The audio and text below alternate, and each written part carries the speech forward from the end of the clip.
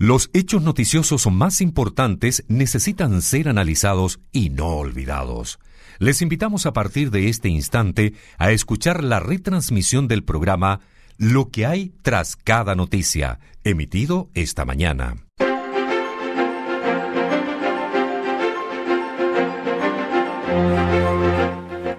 Entre telones, lo que hay tras cada noticia, acá en la red de emisoras Nuevo Mundo, en esta jornada, en este día martes 30 de octubre de 2018, y los días martes a esta hora los acompaña, y para conocer lo que hay tras cada noticia, el dirigente político del Partido Comunista de Chile, exsecretario de Estado Marcos Barraza, a quien le agradecemos la gentileza de recibir una vez más este llamado. ¿Cómo está usted, Marco? Buenos días, bienvenido. Bien, muchas gracias, buenos días. Bueno, vamos enseguida a abrir algunas páginas, son distintas, diversas para esta jornada. En términos generales, Marco, bueno, Piñera presentó su proyecto de reforma a las pensiones. Son las páginas de las pensiones tan necesarias para esta mañana. Al parecer, y han dicho esta mañana acá en Entretelón algunos dirigentes sociales, políticos, no hubo mayores sorpresas. Se sigue con el cargo al empleador, eso sí, con menos aporte de lo que dijo el gobierno de la presidenta Bachelet, incentivos para postergar la edad de jubilación, ingreso de nuevas instituciones para administrar los fondos. En términos generales, para posteriormente algunos puntos específicos, Marco Barraza, ¿qué le pareció a usted este mensaje o este proyecto de ley presentado por el gobierno? Bueno, yo creo que en términos generales, lo que sostiene este proyecto de ley y esta iniciativa legislativa presentada por el presidente Piñera es más bien fortalecer el sistema de capitalización individual y en consecuencia fortalecer el lucro de las entidades administradoras de fondos de pensiones y no así el interés social desde el punto de vista del derecho a las pensiones que deben tener las chilenas y los chilenos. El proyecto de ley parte de una premisa que es incorrecta desde el punto de vista de cuál es el problema fundamental en materia de pensiones en Chile. Se señala por parte del presidente Piñera en su mensaje presidencial que las pensiones en Chile responden a bajos salarios o debilidades del mercado del trabajo, y eso en parte tiene razón si uno quisiera verlo en términos técnicos, porque efectivamente las chilenas y los chilenos tienen una participación laboral irregular desde el punto de vista del acceso al mercado laboral y en consecuencia también desde el punto de vista de la cotización.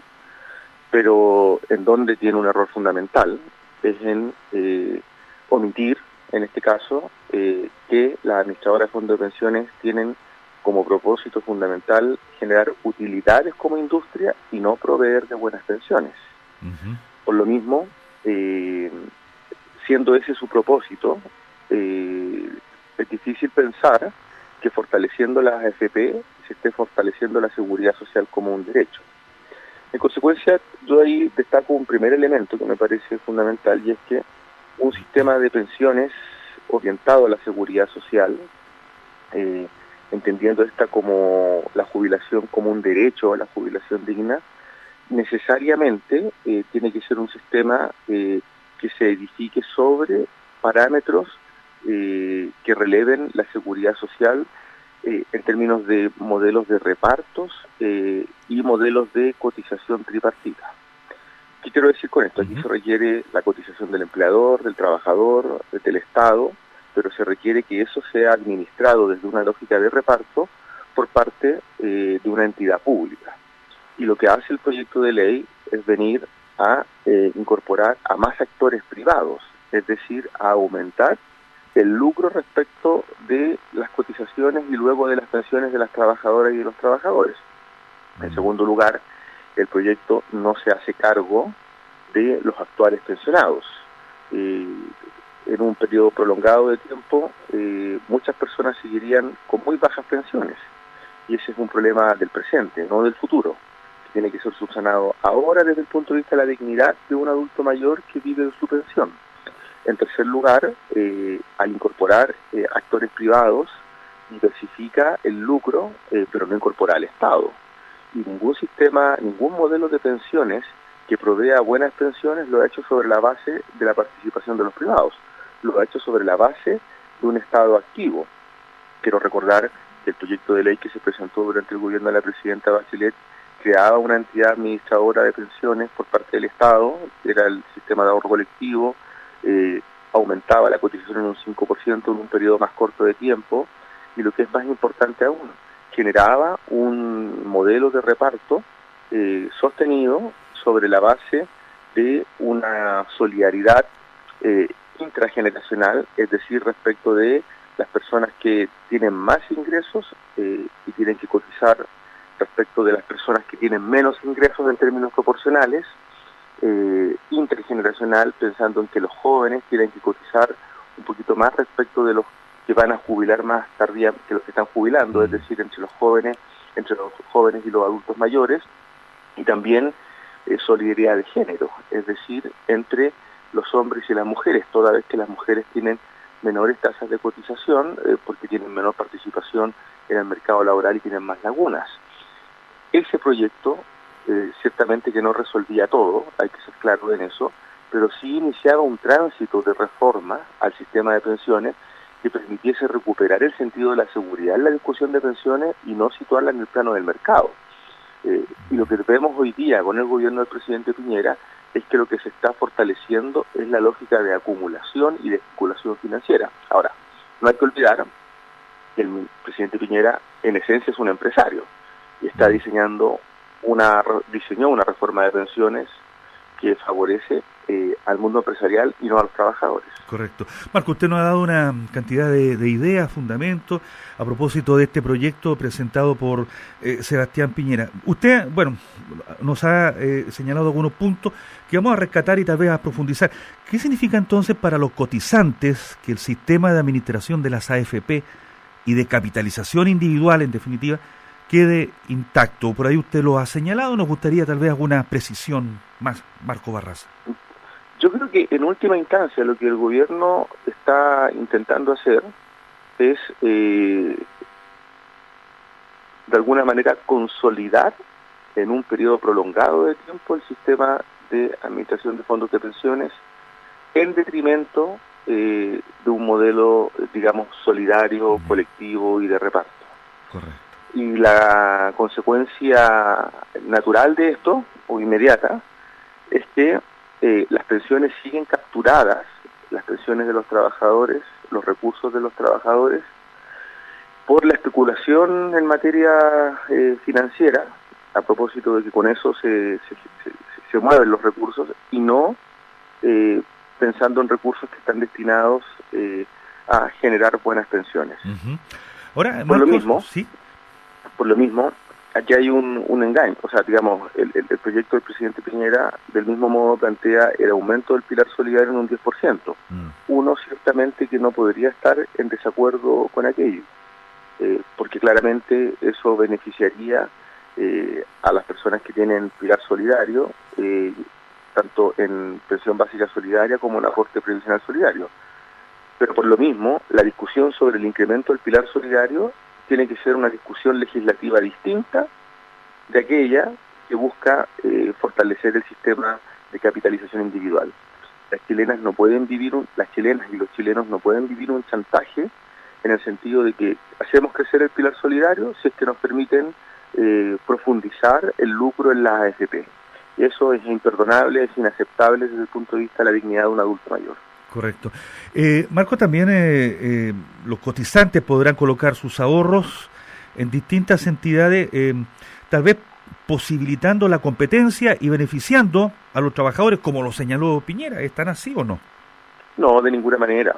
O sea, ¿qué actores podrían ingresar? Las cajas de compensación, los bancos, que se rigen todos por leyes del mercado, y que en estricto rigor vendrían a también a incorporarse a un mecanismo donde lo que prevalece es el lucro. No hay que olvidar que las administradoras de fondos de pensiones tienen unas tasas de rentabilidad, en el caso de los cotizantes promedios de 5%, su tasa de rentabilidad, considerando que, por ejemplo, en el mes de septiembre hubo rentabilidad negativa, es decir, hubo pérdidas. Sin embargo, las administradoras, su rentabilidad promedio siempre ha estado del orden del 20 al 29%. Es decir, si uno mira lo que esto le genera en ganancia a la industria, es infinitamente superior. Si solo se disminuyera, se eliminara la comisión implícita, que es la que se cobra sin que el cotizante lo vea en su cartola, las pensiones en el plazo de 10 años subirían un 10%. Entonces, teniendo presente que algunas modificaciones pueden tener impactos positivos, lo sustantivo, lo de fondo, es que aquí lo que se está intentando es blanquear a las AFP y proyectarlas en el tiempo de manera tal de que se mantenga el negocio, pero no se mejoren de manera estructural y desde una lógica de reparto las pensiones de las chilenas y de los chilenos. Claro, ahí se requiere la administración de esta lógica de reparto, como ha señalado usted, justamente como contrapeso de alguna forma para entenderlo en ese sentido. Sí, muy cierto. Correcto. Marcos, hay otro tema también que queremos abordar en esta mañana, conocer lo que hay tras cada noticia y que también ha causado un profundo impacto en la ciudadanía. Tiene que ver lo que ha pasado en Brasil en los últimos días a propósito de la elección presidencial, la elección de Jair Bolsonaro. A su entender, ¿cuál ha sido el caldo de cultivo para que en Brasil la población eligiera a Jair Bolsonaro como su presidente? ¿Cuáles son esos factores sociales tal vez que determinaron finalmente este triunfo, Marcos Barraza? Yo creo que son múltiples causas, si uno lo quisiera ver, en términos de cuáles son los elementos que explican el ascenso del fascismo en Brasil, lo cual ciertamente debe ser una fuente de preocupación para todos los países de Latinoamérica. Pero no hay que olvidar, antes de entrar en esas causas, de que Brasil ha sido objeto, y los gobiernos progresistas del Partido de los Trabajadores, del PSDB, de sistemáticas procesos de desestabilización desde la oligarquía, la derecha y, por cierto, desde las orientaciones de Estados Unidos. No olvidemos que la presidenta Dilma experimentó, vivenció su gobierno un golpe de Estado blanco, judicializado, que la destituyó en circunstancias que representaba a la mayoría del país. No hay que olvidar que todos los organismos, muchos organismos internacionales, incluso Naciones Unidas, han señalado que el presidente Lula ha sido víctima de un juicio injusto, sin condiciones de Estado de Derecho, y eso ha repercutido, digamos, en una encarcelación que claramente lesiona la democracia y el Estado de Derecho en Brasil. No hay que olvidar que todo eso se hace en el marco de un esfuerzo por la alianza de gobierno del PT y del PSDB de profundizar las reformas transformadoras con énfasis en derechos sociales en Brasil. No hay que olvidar que Brasil inauguró una década de protección social orientada a relevar los derechos de los sectores más vulnerables y de combatir la desigualdad. Entonces, claramente, aquí ha habido un ejercicio sistemático por parte de la derecha, de la oligarquía, del militarismo, por desestabilizar a los gobiernos progresistas. Que en Brasil haya existido corrupción, no me cabe duda que eso se puede haber dado. Sin embargo, no creo que sea el elemento de fondo. Yo creo que el elemento de fondo aquí está puesto en que cuando un gobierno de transformaciones intenta profundizar las transformaciones, se ve expuesto a amenazas, operaciones que en este caso prosperaron y lograron instalar una idea de desestabilización en el gobierno muy severa. Ahora, lo cierto también es que se requiere, y esta es una lección para Brasil y para Chile, porque yo creo que aquí en Chile no podemos tener los brazos caídos. Aquí hay que, con mucha fuerza y desde una convergencia política y social, enfrentar a esta derecha integrista, excluyente, xenófoba, que representa CAS y que alinea a la otra derecha, porque en estas circunstancias de diferencias fundamentales, la derecha toma una sola posición, y esa posición es defender sus privilegios. En ese contexto, en Chile, la izquierda, el progresismo, tiene que enfatizar una práctica política que se oriente a la convergencia social, política, en base a un debate que es fundamental, modificar las bases del modelo de desarrollo. ¿Qué quiero decir con esto? Que el tema de fondo es que la gente, que la ciudadanía, el pueblo, el mundo popular, requiere de seguridades, y esas seguridades son empleos dignos y salarios justos. Los patrones de este modelo de desarrollo, los patrones que existían en el modelo de desarrollo de Brasil, no lo aseguraban.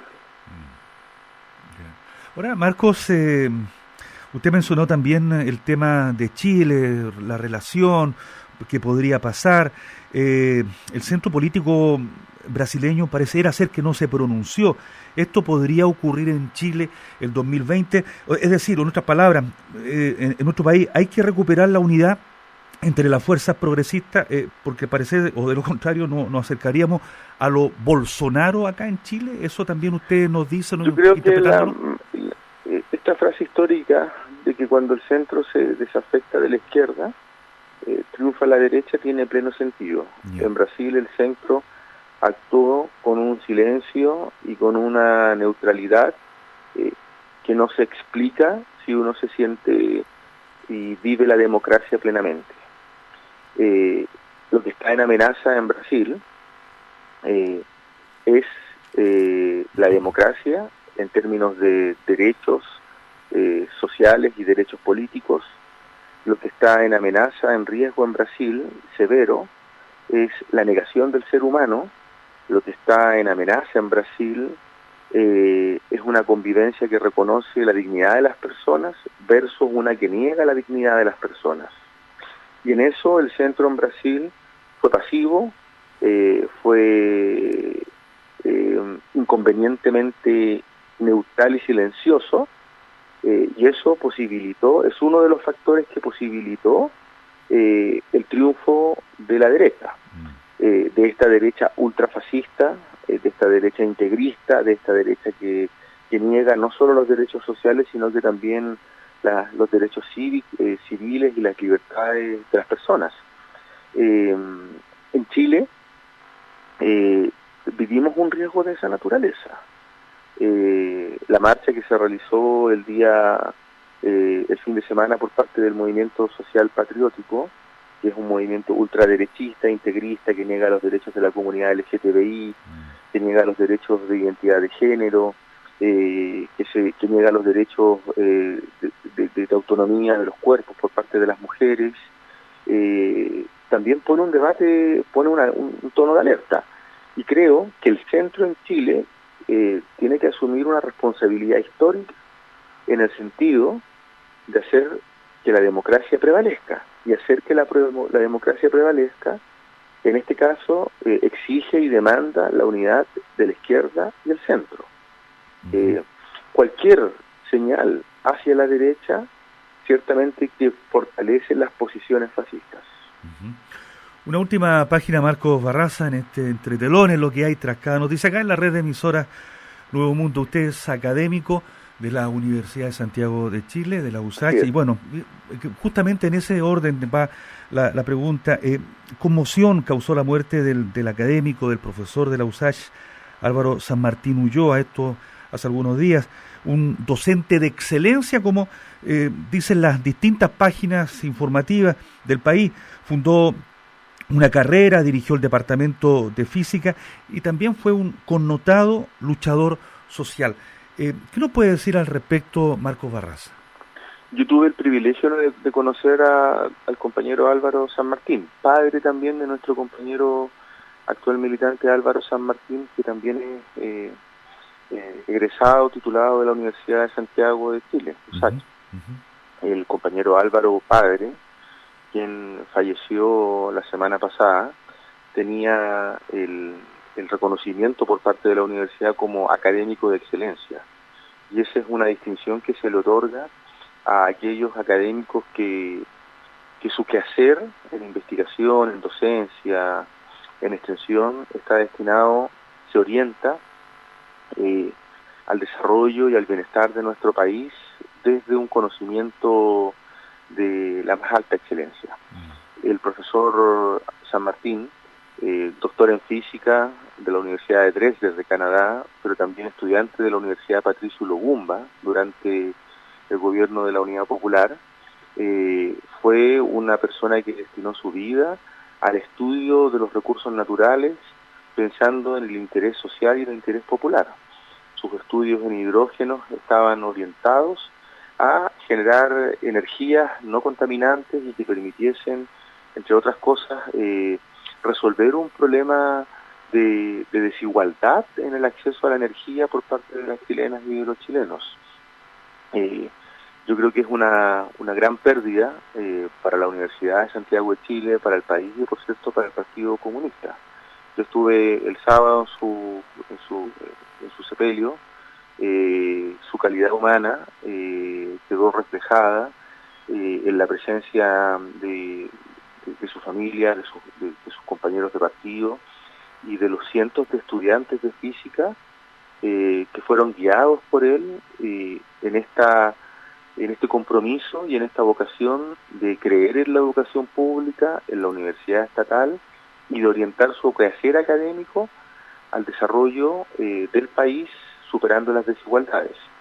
El profesor Álvaro San Martín es de aquellos intelectuales de la izquierda que han entregado su vida al servicio del desarrollo nacional. Bueno, una gran pérdida para el mundo académico, para el país, para el mundo social, los derechos humanos. El exsecretario de Estado, dirigente político del Partido Comunista de Chile, Marco Barraza, acá en Entre Telones, lo que hay tras cada noticia. Marco, muchas gracias por conversar esta mañana con nuestros auditores y que tengas buen día. Muchas gracias a todos. Saludos a todas nuestras auditoras y auditores. Un abrazo. Un abrazo. Hasta pronto. Gracias. Hasta pronto.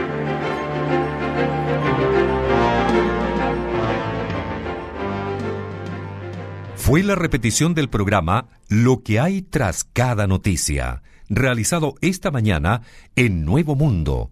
Solo la verdad.